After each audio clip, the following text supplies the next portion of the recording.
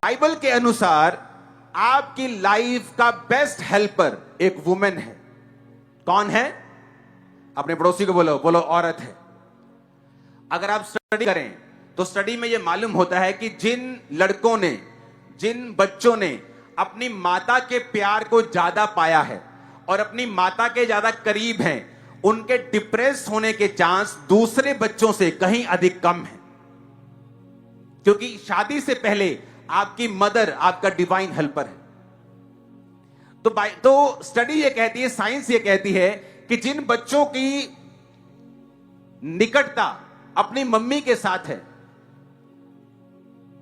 वो बच्चे कम डिप्रेस्ड हैं दूसरे बच्चों से जो अपनी माता के इतने करीब नहीं हैं, अपने पिता के इतने करीब नहीं हैं। जो पेरेंटल लव है, जो माता पिता का प्यार है, वो एक यंग को, एक चाइल्ड को डिप्रेशन से, स्टडी ये कहती है।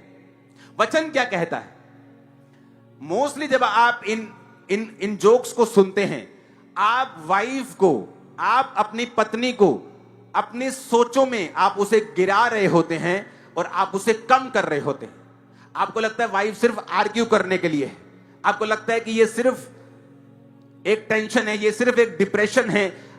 ऐसा माहौल इंटरनेट के ऊपर बनाया जाता है। रीजन क्यों? क्योंकि शैतान को एक बात मालूम है, आप इस धरती पर हैं, शादी से पहले आपके माता और पिता आपके हेल्पर हैं, डिवाइन हेल्पर, और वो वहां आपको लेके जा सकते हैं जहां आप खुद नहीं जा सकते।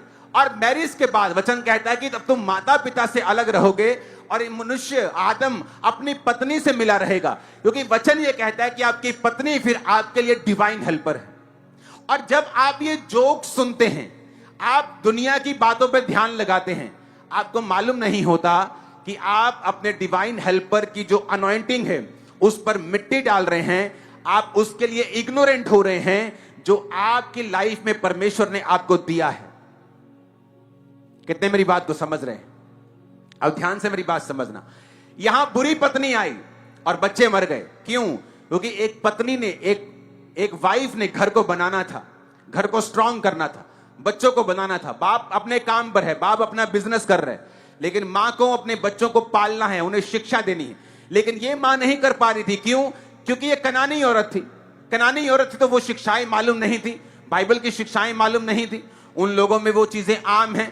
आप अगर अन्य जाति में आप देखो तो व्यभिचार वो खुल के डिस्कस करते हैं, उनके लिए वो आम चीज है। लेकिन वचन क्या कहता है? वचन हमें पवित्रताई में जाने के लिए कहता है।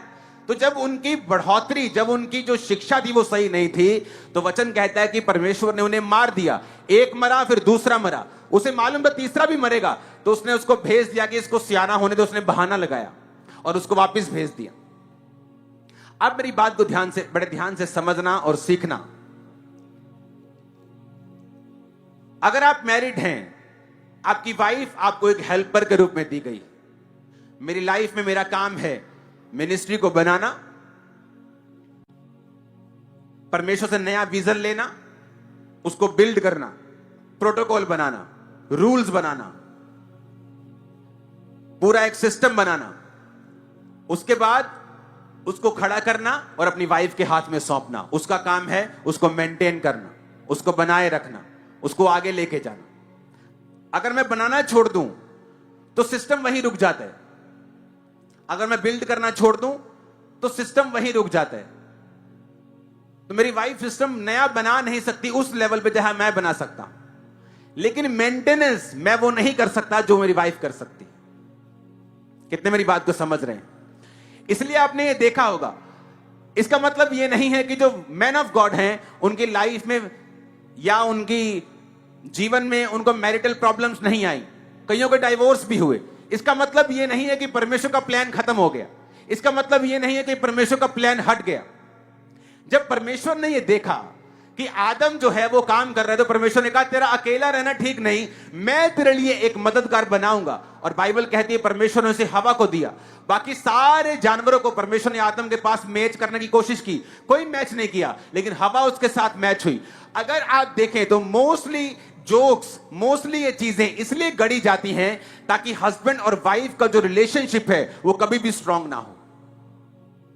क्योंकि अगर शैतान एक हस्बैंड और वाइफ के रिलेशनशिप को कमजोर करता है और इस चीज में वो कामयाब हो जाता है, तो 50% लड़ाई वो एक फैमिली में जीत जाता है। कितने मेरी बातों को समझ रहे हैं? अगर वो इस चीज में कामयाब हो जाता है, वो हस्बैंड जो शादी के पहले पीछे पीछे घूमता है, ट्यूशन से लेके आता है, ट्यूशन छोड़ के जाता है, पूरा भाई बन जाता है उसका, लेकिन शादी के बाद कोई केयर नहीं। पहले महंगा गिफ्ट, बाद में 150 वाला सूट, तो तुमको वो केयर भी नहीं मिलेगी जो एक्चुअली तुम्हें चाहिए, क्योंकि वचन कहता है तुम्हें अपनी पत्नी को अपने शरीर के समान प्यार करना है। वो घराने कभी बरकत नहीं पा सकते और कभी परमेश्वर में नहीं बढ़ सकते जहां हस्बैंड और वाइफ एक मन नहीं। मैं आपको सच कह रहा हूं, मैंने कई लोगों को, कई बच्चों को बीमार देखा है फैमिलीज में, हस्बैंड और वाइफ की लड़ाई के कारण।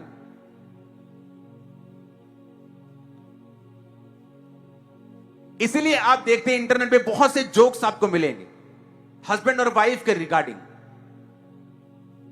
क्यों? क्योंकि शैतान इस रिलेशनशिप को, जो सबसे स्ट्रांग है, इसे वीक करके आपकी लाइफ को वो वीक और कमजोर करना चाहता है। हालेलुया।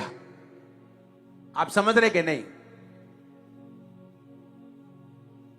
जब एक पास्टर सेवकाई में मेरा कोई सन उठता है, मेंटरशिप के नीचे होता है, तो उनको पहली काउंसलिंग में क्या देता हूं, अगर वो हस्बैंड वाइफ है तो आपस में समय व्यतीत करना मत छोड़ना। जो चीजें हैं उन्हें बोलकर हल करना। कोई मिसअंडरस्टैंडिंग है, कुछ भी है, उसे दिल में नहीं रखना, बोलकर खत्म करना है। उस इशू को, उस मसले को सॉल्व करना है, ताकि शैतान इस चीज का फायदा तुम्हारी लाइफ में ना उठाए।